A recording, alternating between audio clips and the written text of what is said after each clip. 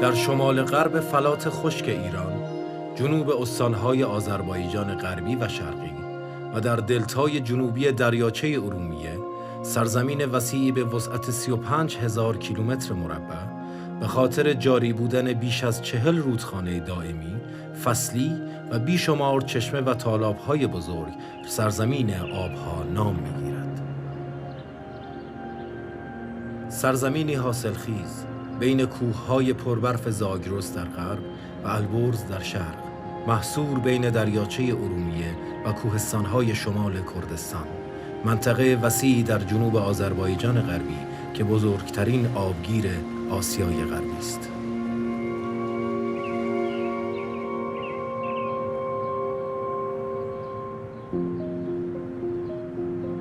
عمده رودخانه‌ها و چشمه‌های پرآب منطقه از کوه‌های 40 چشمه سقز جاری می‌شوند. کوه‌هایی بلند با ارتفاع 3000 متر. سرچشمه‌های اصلی 4 رود زرینه، سیمینه، مهاباد و گدار در دامنه‌های شمالی کوه‌های 40 چشمه واقع شده است. آب همانطور که تمدن‌ها را می‌سازد، ویران نیز می‌کند.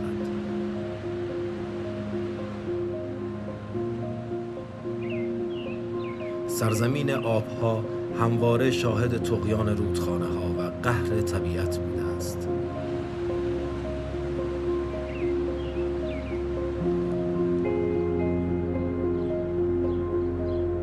با این حال، در هر گوشه از آن آثاری از دوران غارنشینی، پارین سنگی، تمدن‌های سکا، آشور، اورارتو، ماننا و پیش از اسلام و دوران اسلامی در آن بر جای مانده است.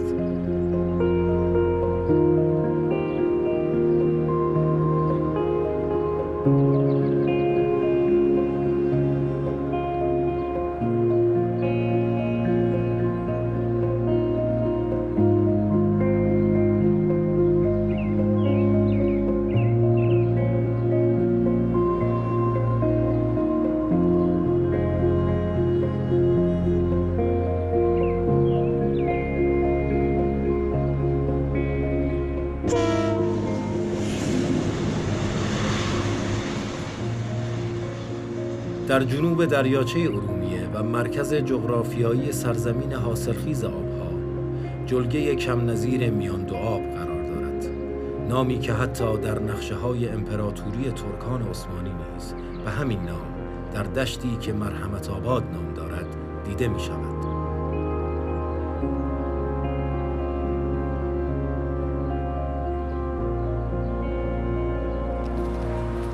جمعیت میان دو آب حدود 300,000 نفر است و دلنوازترین ساز طبیعت، یعنی صدای چشمه‌ساران و رودخانه‌ها، موسیقی زندگی مردمان این شهر است.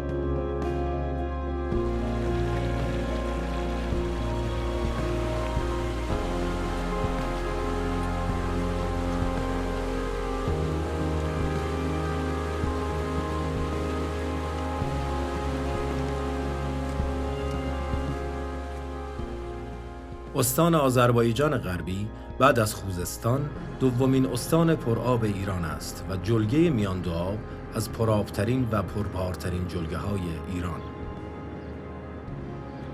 جلگه‌ای که سرنوشت آن با دریاچه ارومیه رقم خورده است.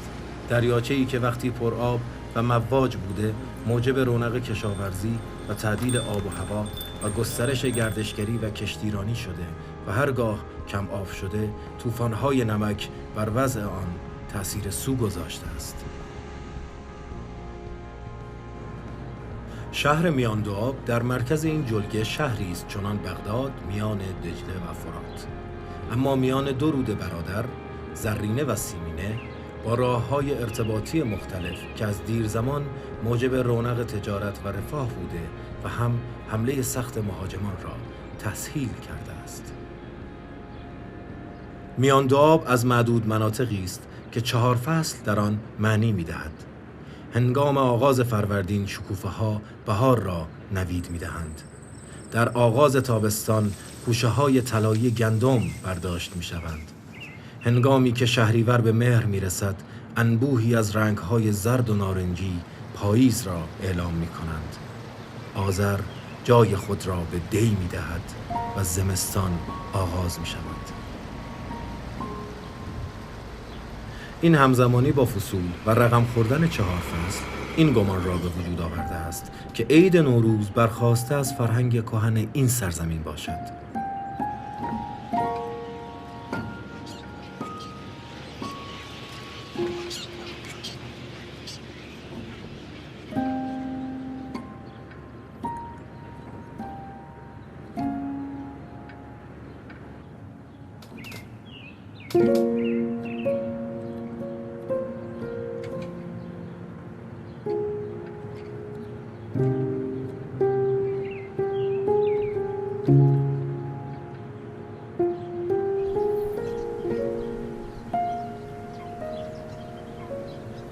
تنوع طبیعی و زیست محیطی سرزمین آبها از حیوانات وحشی بومی گرفته تا پرندگان مهاجر و انواع آبزیان را در خود جای داده است.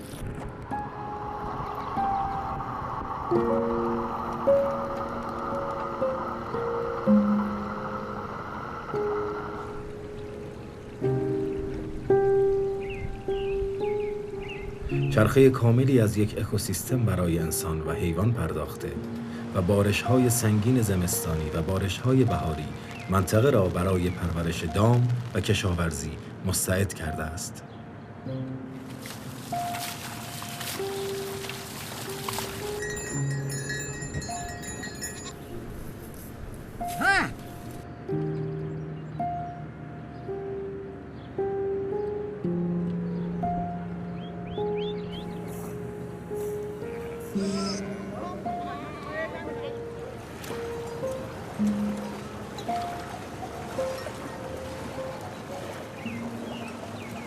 پیوند دیرین سرزمین آبها با دریاچه ارومیه ما را سفری دور به سرچشمه آبها خواهد برد.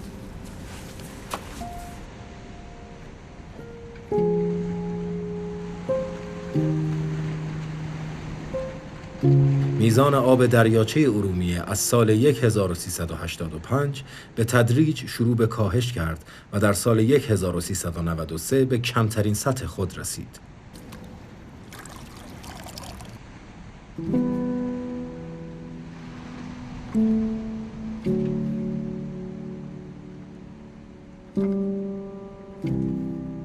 با خشک شدن دریاچه‌های مختلف در ایران و جهان گمان می‌رفت پایین رفتن آب دریاچه ارومیه به بالا رفتن دمای کره زمین و تغییرات اقلیمی مربوط است. اما یک مؤسسه پژوهشی دانشگاه تورنتو اعلام کرد تغییرات آب و هوایی تنها 5% روی خشک شدن دریاچه ارومیه مؤثر بوده است. بدون شک اگر دلیل خشکی و کم آب شدن دریاچه انسان بوده باشد، حتماً میتواند دلیل احیای آن نیز باشد.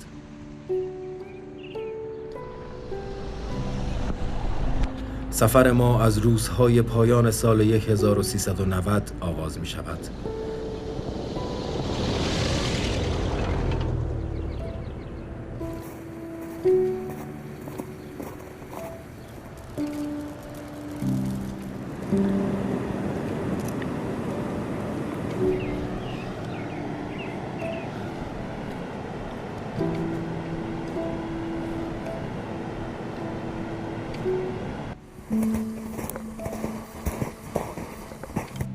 بررسی نقشه‌های هواشناسی 60 سال گذشته نشان می‌دهد ابرهای بارشی و بارانزا تقریباً به صورت کامل از غرب ایران وارد سرزمین آبها می‌شوند. با افزایش سامانه‌های بارشی و کاهش دما که منطبق بر حرکت کره زمین به دور خورشید است، بارش‌ها آغاز می‌شود. در بلندای کوه‌های سقز و چهل چشمه به خاطر برودت هوا، بارش‌ها به صورت برف است. برفی که تا اوایل تابستان بر بالای قلل کوه‌ها باقی می‌ماند. در بهار با گرم شدن تدریجی هوا و ذوب شدن برف‌ها جویباران جاری می‌شوند و آب چشمه‌ها از زیر صخره‌ها و دامنه کوه‌ها می‌جوشد و آب این صدای زندگی و بانی تمدن‌های بزرگ جاری می‌شود.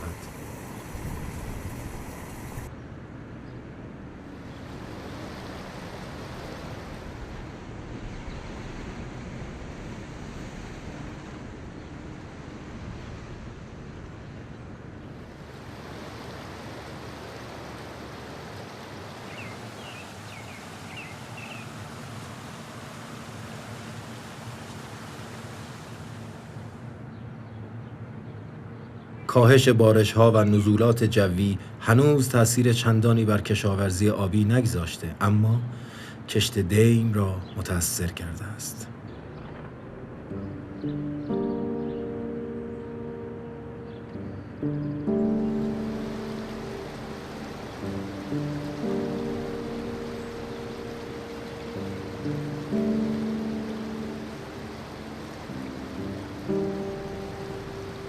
چرخه طبیعی آب از حدود 2000 سال پیش توسط بشر شناخته می شود. ابتدا آبهای سطحی بخار می شوند. بخارها ابرها را تشکیل می دهند و ابرها به صورت باران و برف به سطح زمین باز می گردند.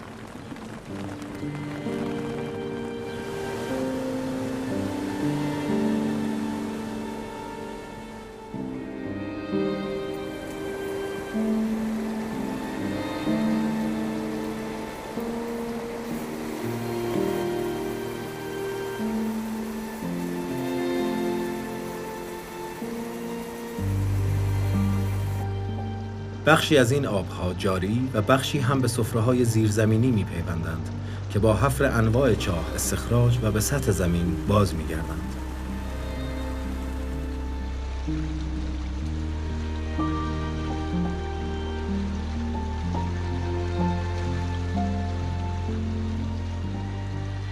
از به هم پیوستن نهرها و جویبارها رودخانه‌های کوچک به وجود آمده و این رودهای کوچک به هم می‌پیوندند تا رودخانه بزرگتری را به وجود آورند.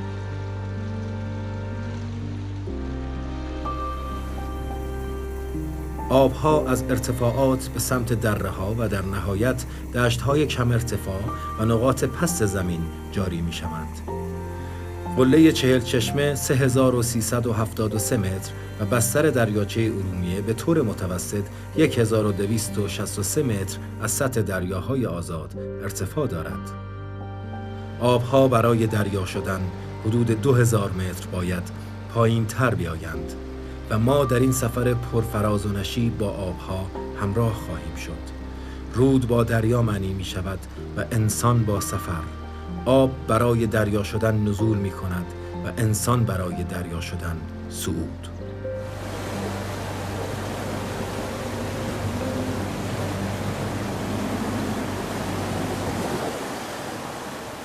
سفر ما با رودهای بزرگ به سوی دریاچه ارومیه ادامه دارد.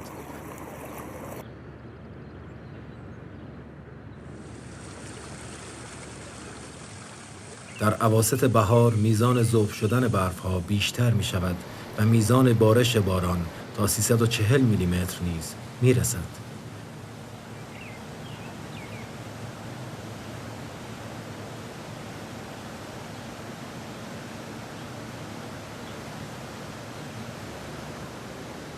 این میزان بارش حتی تا 150 میلیمتر منجر به طغیان رودخانه‌ها و جاری شدن سیل می شود.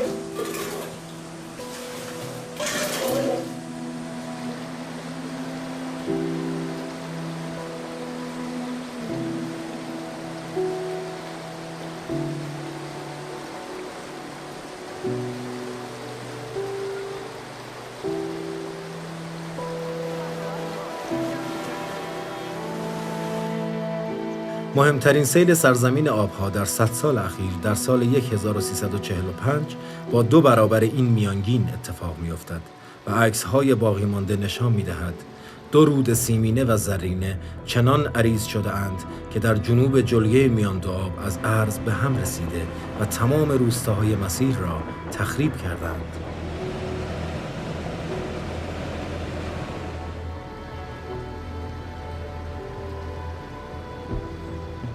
زرینه رود، این رود شکوهمند با طول 302 کیلومتر که اکنون به 260 کیلومتر نمی‌رسد، به تنهایی 41% آب دریاچه ارومیه را تامین می‌کرده است.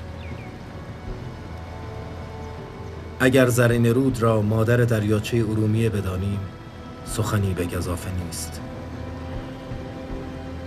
دیگر رودهای جنوب دریاچه مثل سیمین رود 11%، آجچای 10%، گدار 8% و مهاباد چای 5% و در مجموع 34% آب دریاچه را تامین می کنند.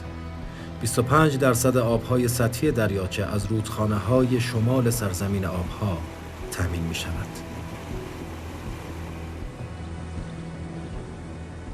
مهمترین رودخانه‌هایی که از دامنه‌های سحند جاری و به دریاچه ارومیه می‌ریزند، آذرشهر، لیلان، مردوک، سوفو و قروچای هستند و رودهای آجرلو، هولاسو، آجیچای و گوندوغان که از کوههای زاگرس به سمت دریاچه سرازیر می‌شوند. همچنین رودهای شهرچایی، نازلو، زولا و باراندوز که از شرق و شمال شرق به دریاچه می‌ریزند.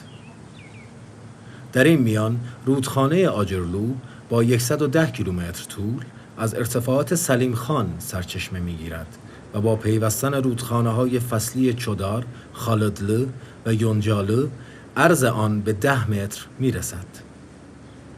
رود باداملو در نزدیکی کوههای صخره‌ای گولقایا به رود آجرلو وصل می‌شود و در منطقه سوغارشان جاری می‌شود. آجرلو که عریض‌تر و پرآب‌تر شده در منطقه جنگلی آدالار میزبان رودخانه‌های سویلو، شاختالو، گویداش، گوزلی و اوزان می‌شود. آجرلو با عرض 15 متر در جلگه زرخیز میان دو آب مطلع می‌شود و در نهایت به زرین رود می‌پیوندد. اما زرین رود بزرگ با شکوه و عظمتی که حاصل پیوستن ده‌ها رود کوچک و بزرگ است، به دریاچه ارومیه نمی رسد. پایانی غم‌انگیز برای رودی مفرح.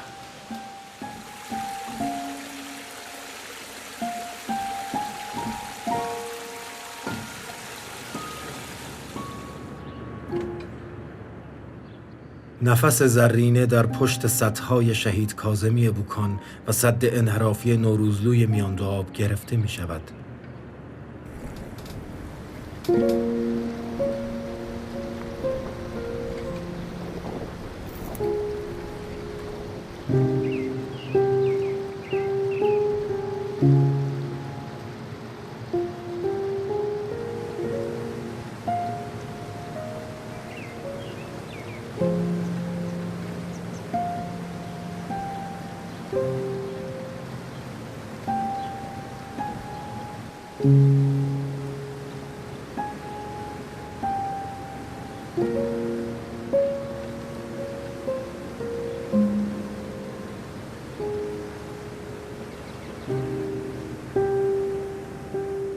بیش از 2/3 آب زرینه برای آبرسانی به شهرهای تبریز، آذرشهر و میان دو آب می رود. زرین رود، رودی که برای ساکنان سرزمین آبها مقدس شمرده می شد، در شمال جلگه میان دو آب می میرد. انگار ناف رود مادر از جنین دریاچه قطع می شود. آبهای باقی مانده زرین رود در بستر خشک دریاچه ارومیه تبخیر می شوند و رودی که قرار بود به دریا برسد مهمان آسمان می شود.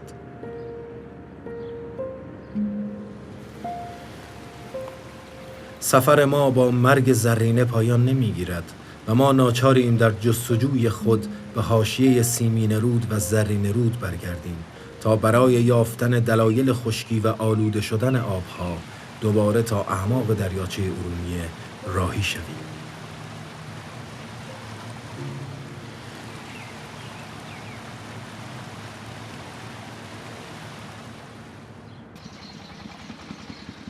هر داستانی از نقطه‌ای شروع می شود، همان گونه که داستان کوه از سنگ آغاز می شود و داستان دریا از چشمه و سرگذشت سرزمین آبها از بهار.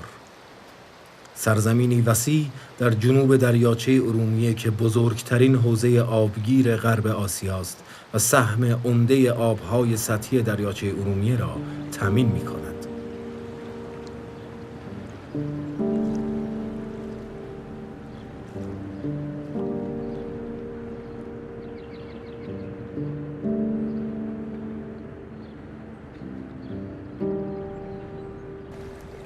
برفها با شروع بهار و افزایش دما آب می شوند. درختان جلگه میانداب با موسیقی آبهای جاری و ترنم پرندگان شکوفه می دهند. رودهای دائمی، فصلی و دوره‌ای جلگه میانداب و دشتهای قبچاق و سلدوز به سمت گودال بزرگی به نام دریاچه ارومیه جاری می شوند. زرین رود با دبی سالانه 2 میلیارد متر مکعب، سیمین رود با 630 میلیون متر مکعب، آجیچای با 450 میلیون متر مکعب، گدار با 380 میلیون متر مکعب و مهاباد چای با 300 میلیون متر مکعب مهمترین منابع تأمین آب دریاچه ارومیه هستند که به قسمت جنوبی دریاچه جاری می شوند.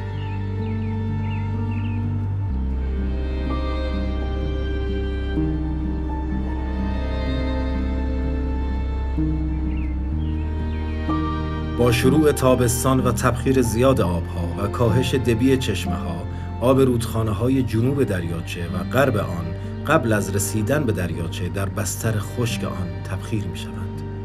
تبخیر آبهای شور، دشت‌های وسیعی از نمکزار و تالاب‌هایی سرسبز در میان بستر خشک دریا به وجود می‌آورند. تحقیقات نشان می‌دهد از سال 1385 تا سال 1396 میزان آب ورودی به دریاچه به دلایل مختلفی کاهشی بسیار یافته است. نخستین و مهمترین عامل کاهش ورود آبها به دریاچه ارومیه دستاندازی انسان در مسیر رودخانه و برداشت آب برای مصارف کشاورزی و صنعتی است.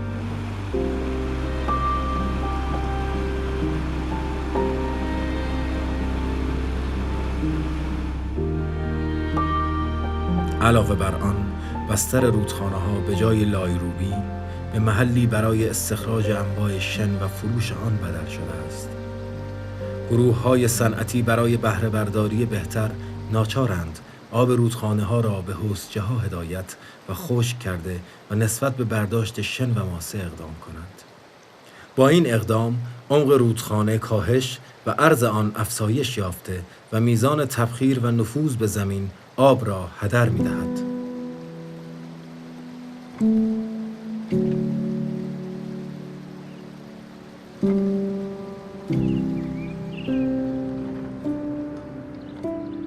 در مسیر 5 رودخانه اصلی جنوب دریاچه با ایجاد ده‌ها سد و بندهای انحرافی آب در پشت سدها ذخیره شده و برای مصارف شرب، کشاورزی و صنعتی به کار می‌رود. بدون اغراق، بیش از 80% آب زرین رود که 42% آب دریاچه را تامین می‌کرد، از طریق سدها و پمپاژ آب به مزارع، صرف کشاورزی و آب شرب شهرها می‌شود. یعنی از 2 میلیارد متر مکعب آب زرین رود تنها بخش کوچکی به دریاچه می‌رود که آن هم قبل از رسیدن به دریاچه در بستر جنوبی آن تبخیر می‌شود.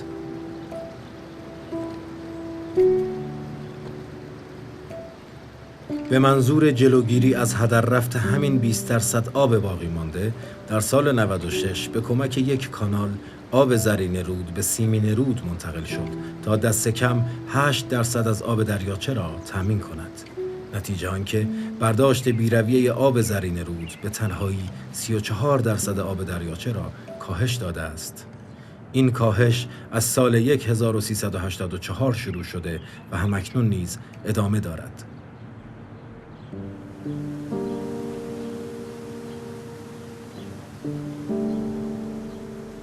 معضل دیگر رودخانه‌ها جمع شدن زباله‌های پلاستیکی در معابر ورودی و خروجی رودخانه هاست که مسیر نهرها را تغییر داده و باعث هدر رفت آب می‌شوند.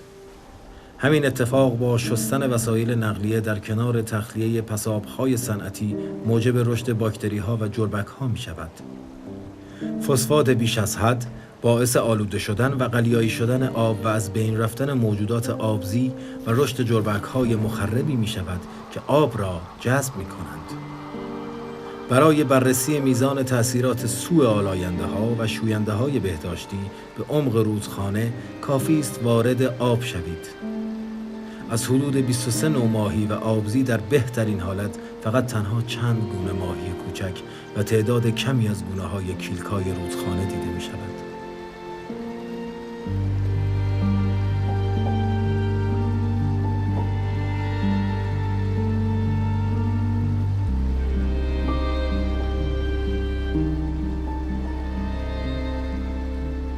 آلوده کردن آب و از بین بردن آبزیان باعث کاهش پرندگان و مهاجرت آنها نیز شده است. ما تنها شاهد قایق‌های شکسته و رودخانه‌های کم آب و صدای سوز بادهای صحرایی هستیم، سوزی چون درد مادری جدا افتاده از طفل. آلودگی بلای اکثر رودخانه‌های نعل جنوبی دریاچه ارومیه شده است.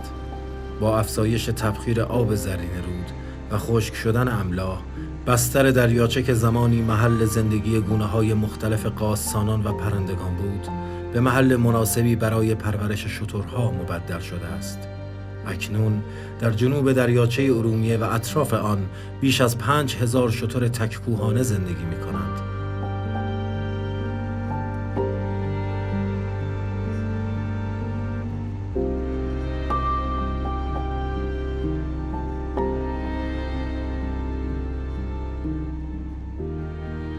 هرچه به دریا نزدیکتر می‌شویم، کم کم علائم حیات رخت برمی‌بندند و جلگه سرسبز میانداب به کویر نمک بدل می‌شود.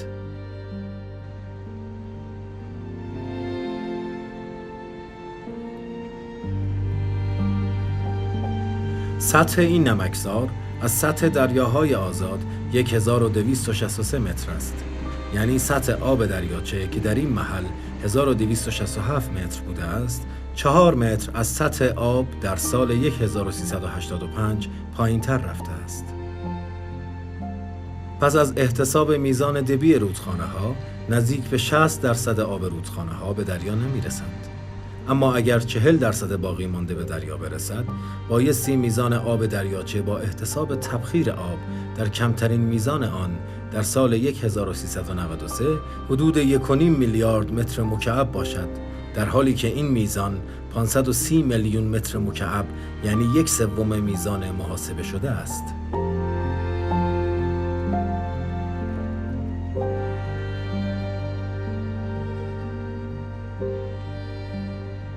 در هیچ مقاله‌ای پاسخ صحیحی به این سوال داده نمی شود: چرا آب دریاچه 1 میلیون متر مکعب کمتر شده است؟ در بیشترین حالت و گرمترین تابستان میزان تبخیر آب دریاچه به 200 میلیون متر مکعب نیز نمی رسد. بنابراین ناچاریم به بستر خشک دریاچه قدم بگذاریم. شاید راز خشک شدن دریاچه در دل آن باشد.